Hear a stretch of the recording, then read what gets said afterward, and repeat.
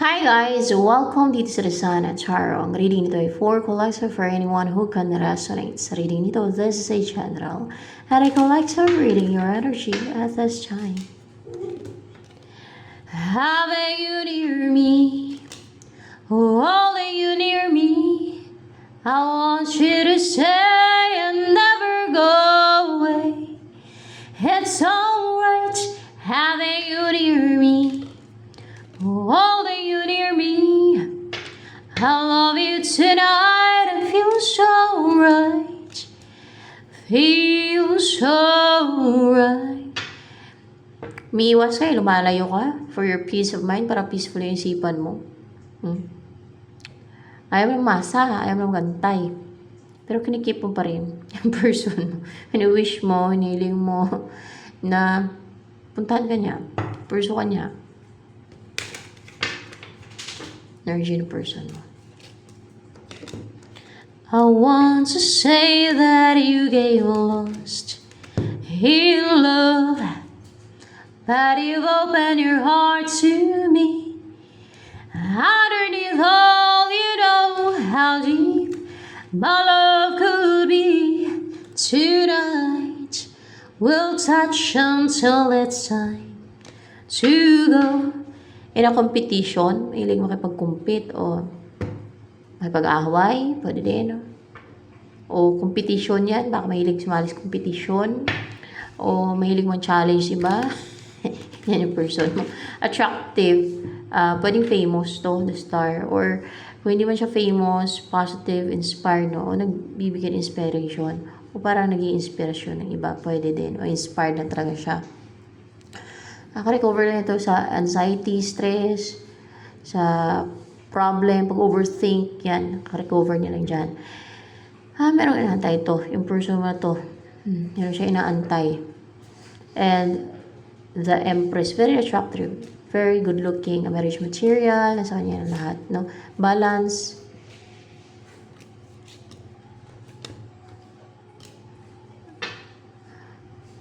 Nagja-juggling siya, guys.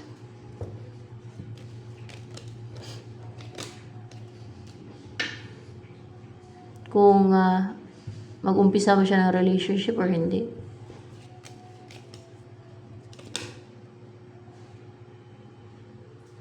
Right yan. With you or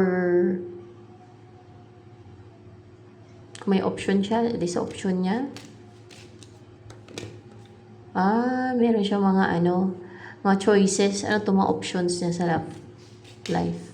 Sa love life o mga options niyan. May mga options person mo. Kung sino ang pipiliin niya, ganoon. Na makarelasyon. So yun, naramdaman niya to, parang na left out in the cold siya inabandon mo na siya, ganoon.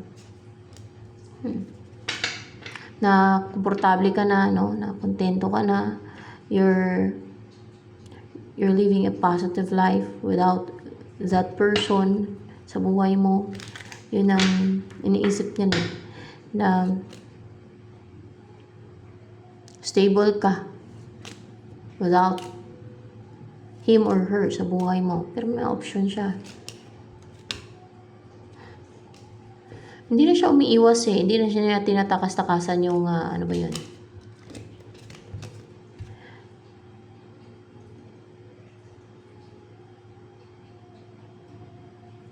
Or clarification with this. Okay. Hindi umiiwas. Hindi na siya nagagawa ng scheme, deceit. Hindi na napapaklouded yung isipan ng person mo. Hindi na nila nagagawa ng spiritual. May devil, clarification pa ng devil. Mga kalimunyuhan ba? Kaso may option siya. Nahinayang to sa'yo. Nag-grief dahil nawala ka sa buhay niya. Yung person mo, pinahinayangan ka naman yun Yun nga lang, parang tamad mag-effort. Ayaw makapag-usap sa'yo, ayaw yung makapag-collaborate sa'yo, yung magtulungan kayo. Ganon, kasi ang tingin sa'yo, komportable ka na, stable ka na, okay ka na, feel secured without him or her sa buhay mo, ganon. Recover ka na sa heartbreak. Say, wala yan yung person mo to. Kaya nga eh. Past person mo. Pero gusto niyo pa rin. Passionate pa rin siya and positive, no? Yung sa idea na mag-start kayo ng relationship. Na mag-umpisa kayo ng relationship. Upright kayo. Ang mag-message sa'yo para, ay, 8 of Wands. So, mag-message sa'yo or mag-travel, message mo yun. Mag-travel. Mag-travel to. Hindi lang message. Mag-travel papunta sa'yo. May plano na siya mag-travel papunta sa'yo. Passionate na siya Very interested niya siya na gawin yun. Na mag-travel papunta sa'yo. A-surprise. Gusto niya surprise ka. Surprise. Mapag-reunite sa'yo. Mahal ka pa ba niyan? Mahal ka pa niyan eh. May feelings pa sa yan. Mahal ka pa niyan. At napaka-passionate niya.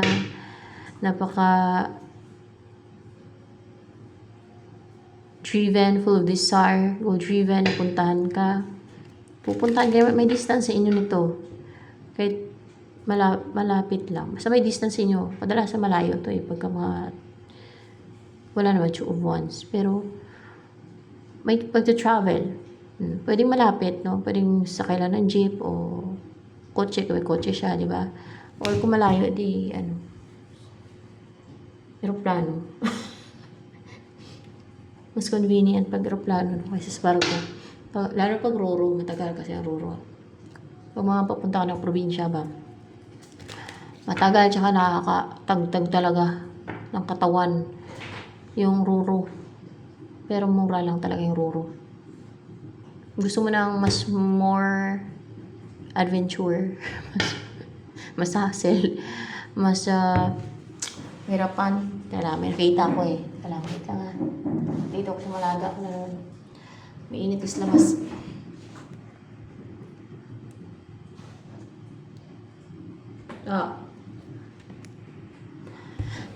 Kung gusto mo ng mas ganon, mas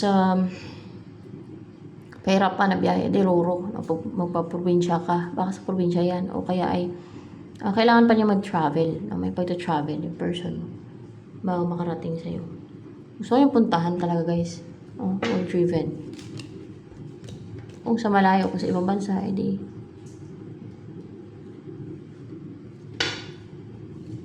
malayo talaga, no? Gusto niya talaga mag-umpisa ng mag-take na action. Passionate na talaga siya, positive na mag-take na action. And brave, no? May red din kasi dyan. Na mag-take siya ng action.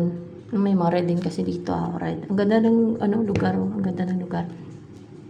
Para makabuo na kayo ng pamilya. Yan. Gusto niya talagang bumuo na kayo ng pamilya ng person mo na yan. Obsessed siya sa'yo. Hindi siya matahimik yung isipan niya. Parang, napapraning. Parang ganun. Nawala siya ng strength.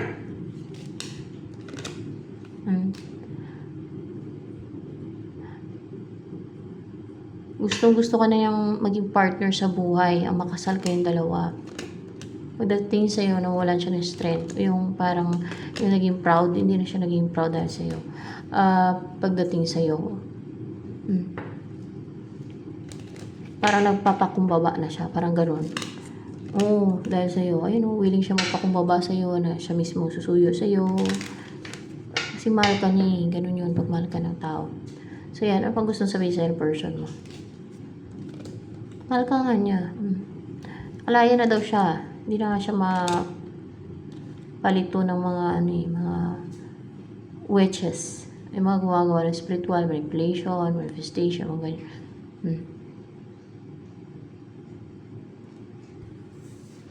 And hindi na siya matake daw, no? Ng mga nang-atake. Hindi na siya masasaktan, hindi na siya matatraidor. Yung mga ginagawa nila, sinisinda nila ng mga ng mga atake, like swords, like yung mga isip nila, yung mga wishing, mga spell, mga ganyan ba? Palipad hangin, mga ganyan. 6 of Pentacles, gusto niya nang mag-invest sa'yo, willing na siya mag-invest sa'yo para ma-reunite kayo. Ganyan. Ace of,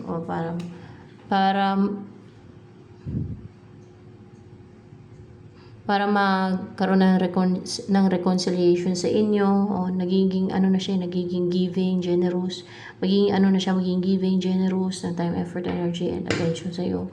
Ganun, para ma-reunite na kayo, at mapag-umpisa na kayo ng relationship na victorious, wala na makahadlang pa. At magsama na kayo, mag-travel kayo around the world. Yes, mag-travel kayo around the world. Or mag-travel kayo together, kung saan nyo man gusto mag-travel, ganun. At mamuhay kayo sa parang farm to, o basta mamuhay kayo ng stable, masagana, abundant, yan guys. Ano ba magiging buhay mo dyan kasama yung person na yan? Ganda naman yung energy. Stork. Magkakaroon ka ng baby kasi may anak tong stork dito, yung ibon. Coffin.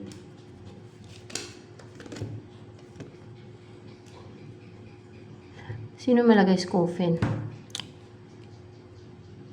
May enemies nyo? Pinatake kayo?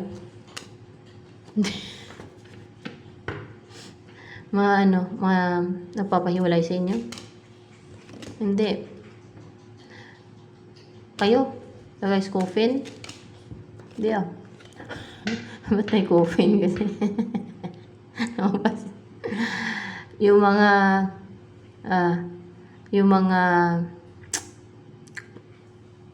mamamatay yung mga malagay sa coffin na yung mga gumawa ng deceit and scheme sa inyo. Hindi ba? Ano to yung coffin na to, ma'am?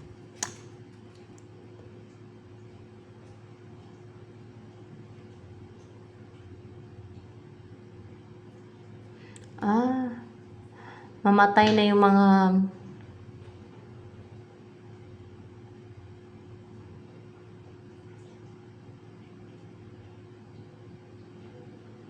magpahinga na yung mga attackers nyo. Magpahinga na daw yung mga attackers nyo, mga defensive. Yan ang maging buhay ninyo. Magpahinga na sila kapag atake. Baka mamatay, diretso patay. O ano pa? Cross. Protektado kasi kayo ni Jesus Christ. May cross dito. So, yan.